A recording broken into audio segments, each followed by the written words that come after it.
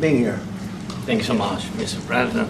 If I can, first of all, thank Please. you for invitation and thank you very much for your efforts, personal efforts to stop killings and stop this war. Thank you. And using this opportunity, many thanks to your wife, First Lady of the United States.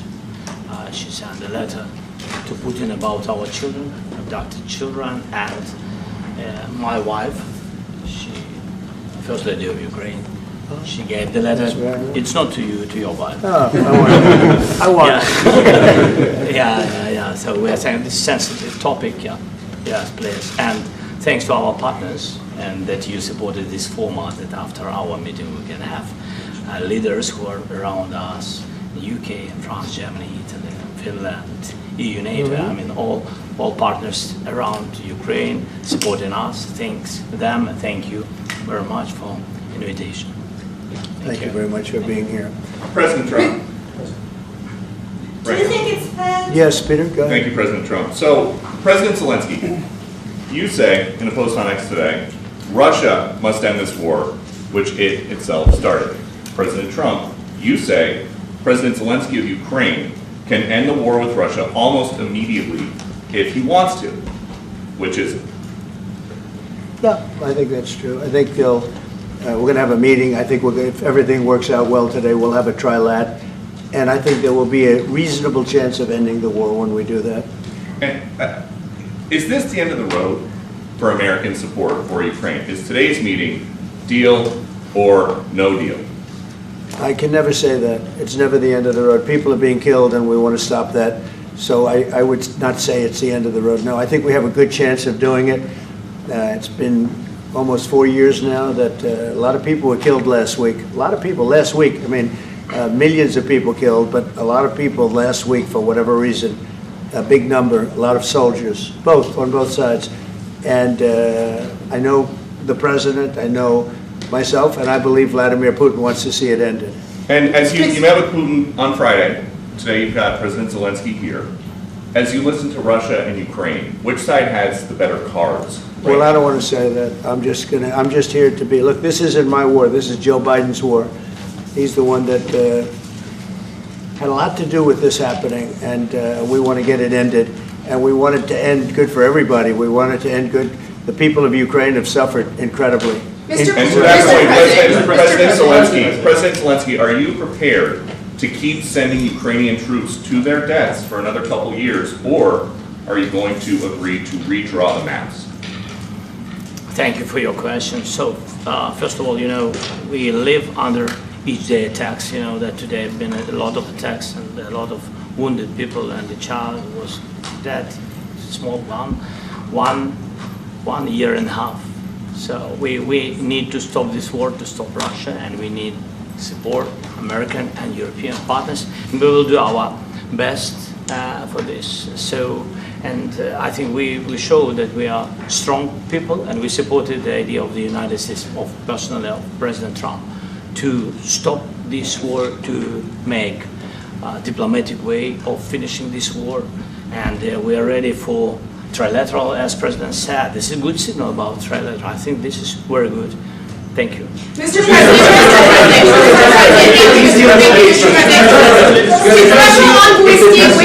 President, yes. If the peace deal will be achieved, are you going to be willing to send American peacekeepers to Ukraine?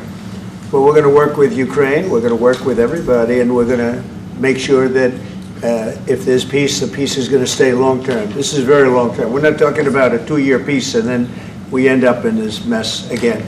We're going to make sure that everything's good. We'll work with Russia. We're going to work with Ukraine, and we're going to make sure it works.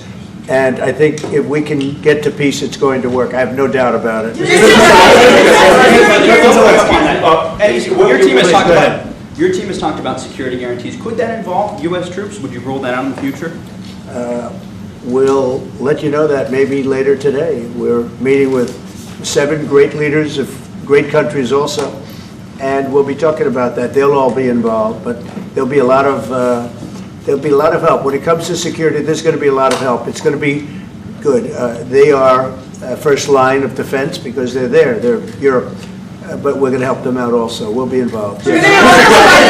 President, Vladimir Putin mentioned the that the war will not end without addressing the root causes of this war. Have you had an understanding what are the root causes of this war? Well, look, the war is going to end. When it ends, I can't tell you, but the war is going to end, and this gentleman wants it to end, and Vladimir Putin wants it to end. I think the whole world is tired of it, and we're going to get it ended. It was, I've done 6 wars. I've ended 6 wars, and I thought this maybe would be the easiest one, and it's not the easiest one. It's a tough one. A lot of reasons for it, and they'll be talking about it for a long time, but they'll be talking about the others. Look, India, Pakistan, we're talking about the big places. When you look at, you just take a look at some of these wars. You go to Africa and take a look at that. Rwanda and the Congo, Republic of the Congo. That's been going on for 31 years. And so we've done a total of 6, and we really have 6, not including the fact that we obliterated, and it turned out to be a total obliteration, the nuclear, as you said, the future nuclear capability of Iran. And this one, I think we're going to get solved also. I feel confident we're going to get it solved. Thank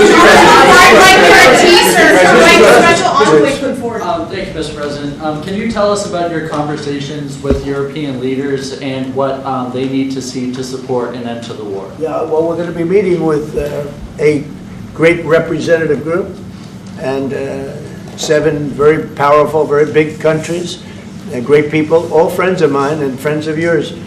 And we're going to have some suggestions made. They want to see peace. They would like to see peace. President Trump, you said last in night the red, in the red. President Trump, do you think it's fair to, for Ukraine and for Russia to achieve a lasting and durable peace if Ukraine cedes its territories that Russia hasn't yet conquered? Do you think it's a fair peace for Ukraine? We're going to have a lasting peace. Just to answer the first part of your question, we're going to have a lasting peace. I hope it's going to be immediately. I hope it doesn't have to go on. And I think people of the whole world is going to be very happy when that's announced. Mr. President, you posted on social media, Mr. President, a very touching letter from the First Lady. And the letter was hand-delivered to President Putin. And it calls for an end to the war, essentially, because of the children and the children's future. Why did the First Lady feel that letter was necessary? Was it because she believes that Mr. Putin is the aggressor in the war? Is a similar letter being hand-delivered to President Zelensky? So the First Lady felt very strongly. She's watched the same thing that you watch and that I watch. I see things that you don't get to see, and it's horrible.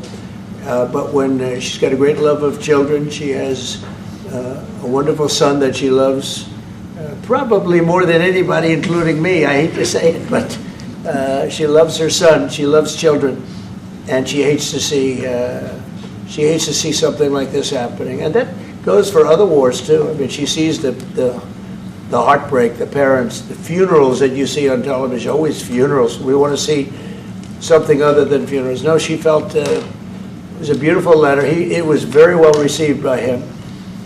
And she did ask me to say, she would love to see this end.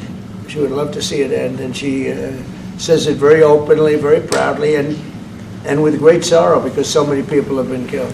Mr. President, last week, Brian, go ahead, Brian. Yes, sir. I've got a question for each of you. Yes. First of all, Mr. President Zelensky, you look fabulous in that suit. I said the same thing. Yeah, you look good. I said the same thing. Yeah, looks good on I you. said the one that attacked you last time. See, now he's I remember that. Yeah, I apologize to you. You look wonderful. No, my first question for you, President Zelensky.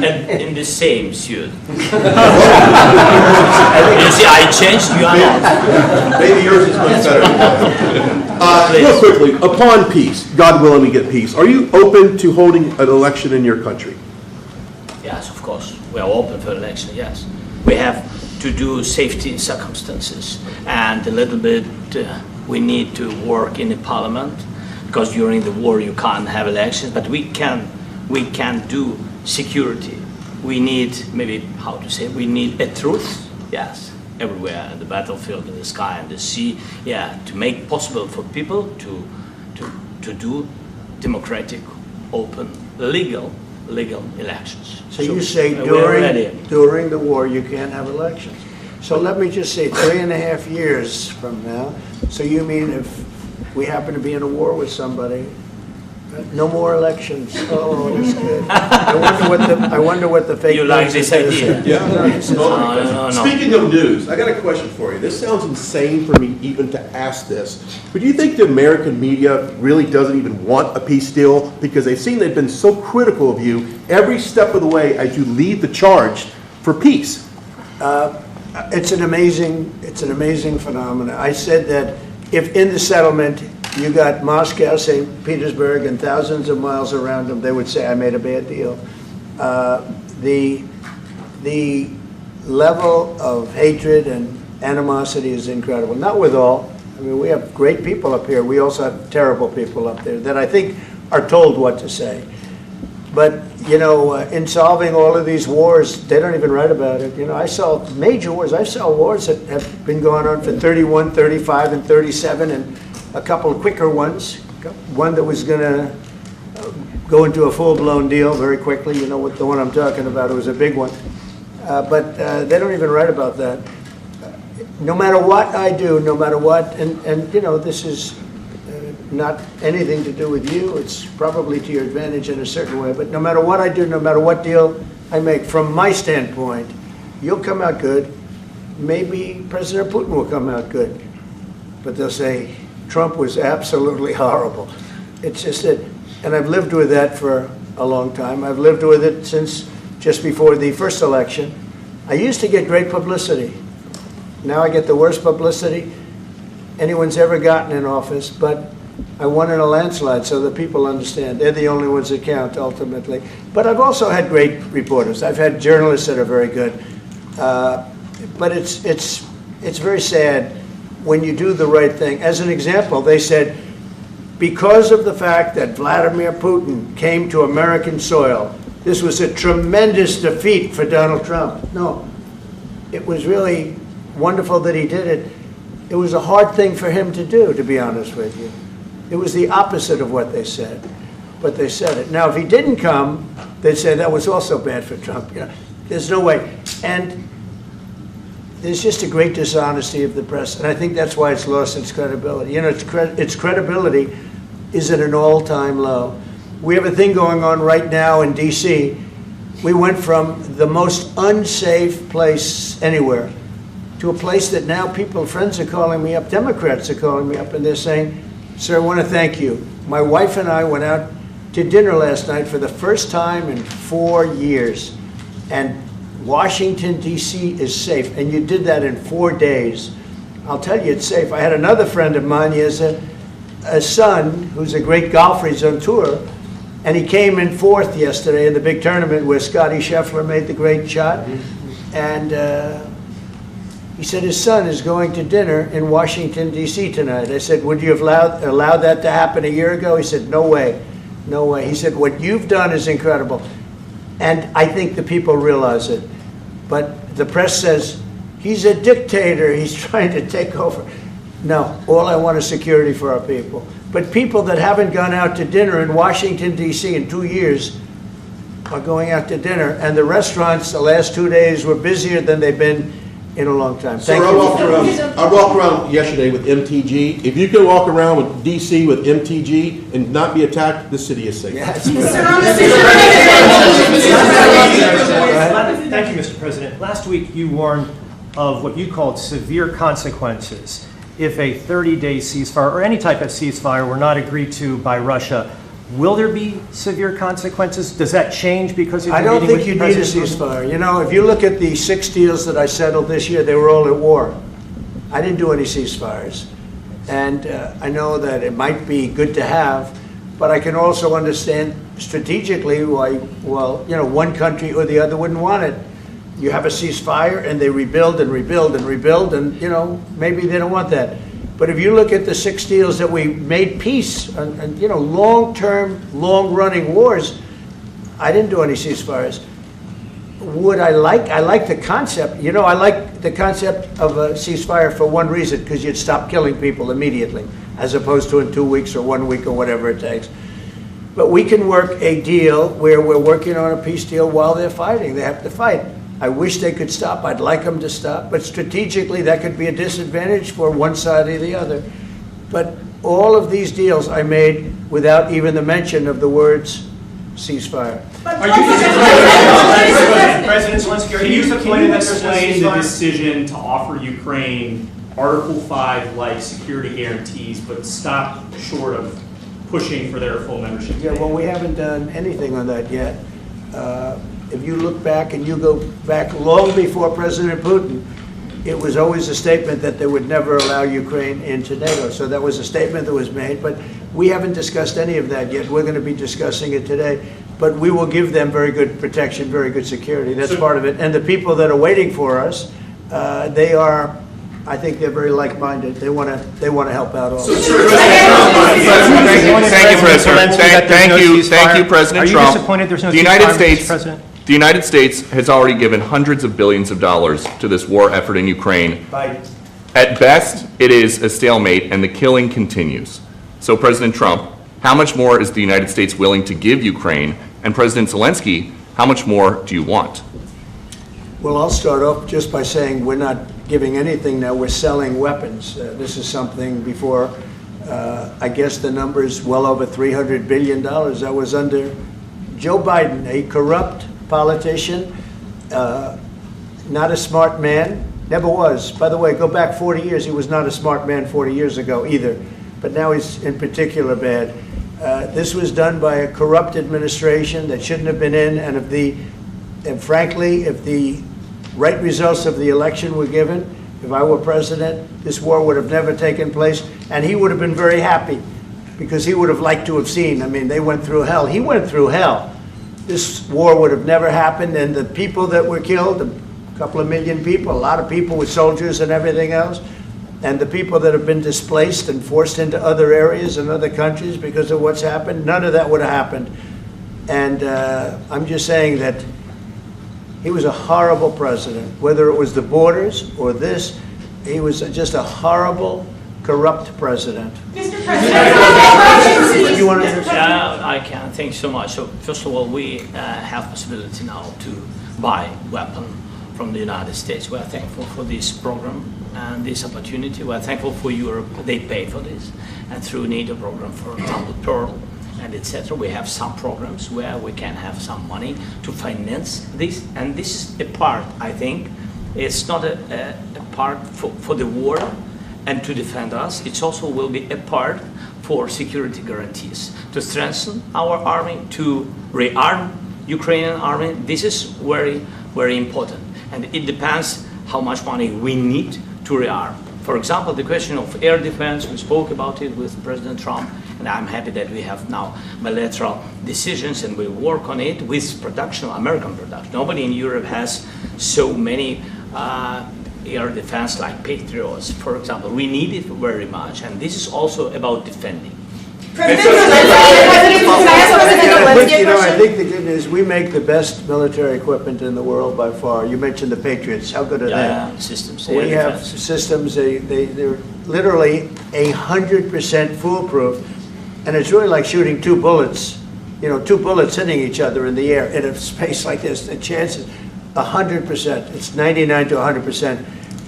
So we sell the equipment to NATO.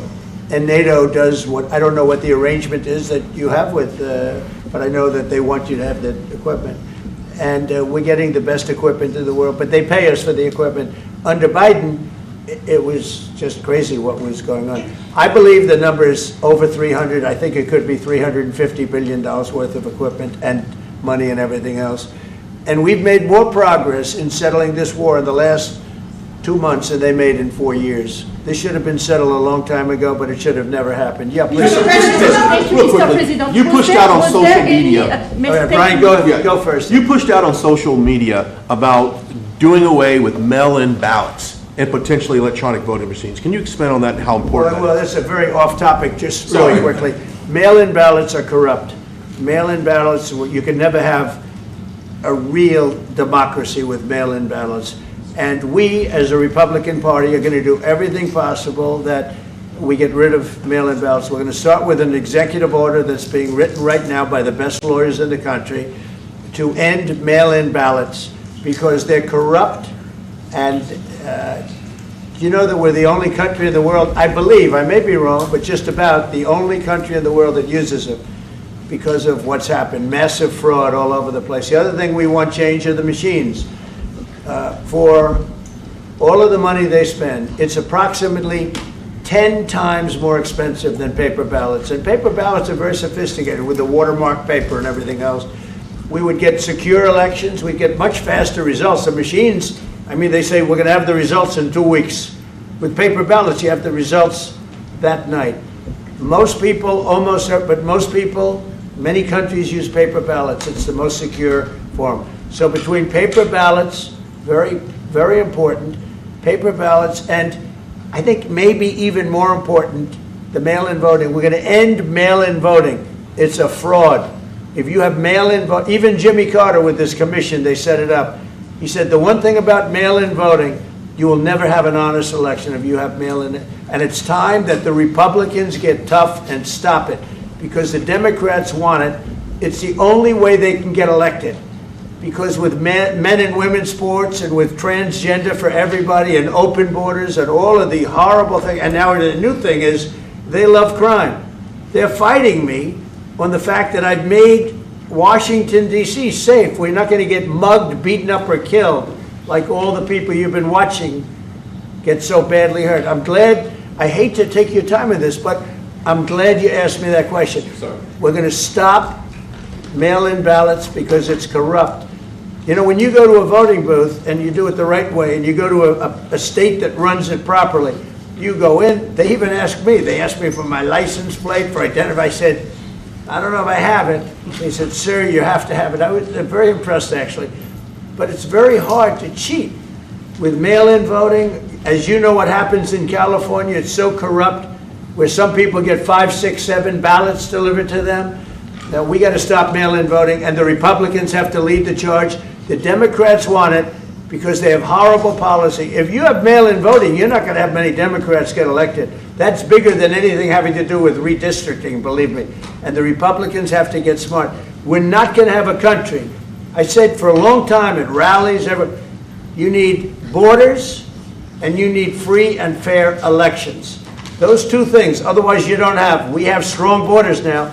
In 90 days, Mr. President, we didn't have 0 in 3 months. Not one person came in illegally into our country. In fact, even I find that hard to believe, but it's run by a little bit of a liberal group that put out the numbers, so I guess it's, but 0, 0, and 0. You go back a year ago, 2 years ago, millions of people poured into our country. It was terrible. Thank you very much. What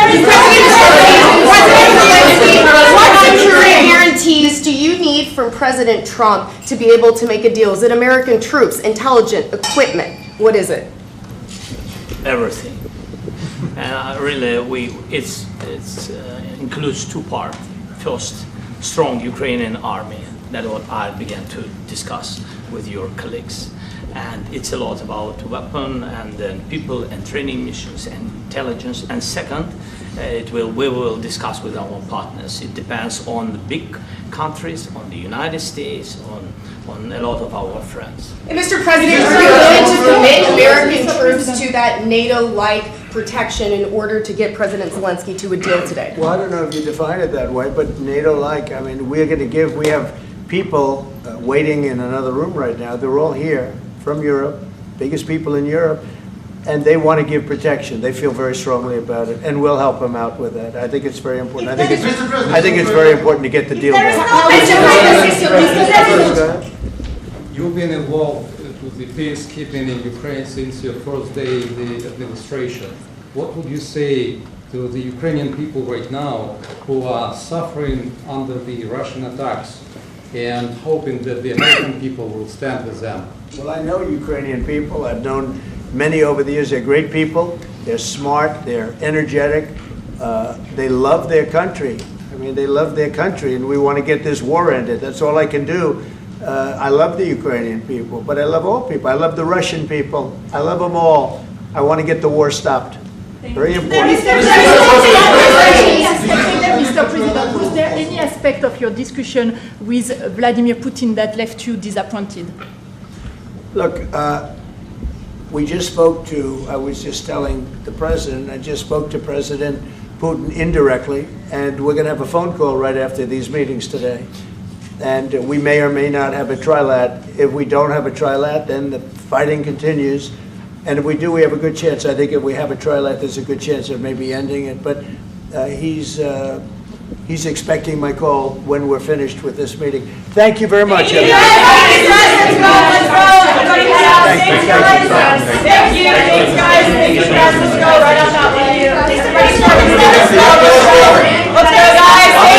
Thank you, press. Let's go. Let's go. Move. Come on, guys. Let's go. Thank you, guys. Thank you, press. Thank you. Keep moving. Thank you, guys. Keep moving quickly. Let's go. Thanks, guys. Keep moving.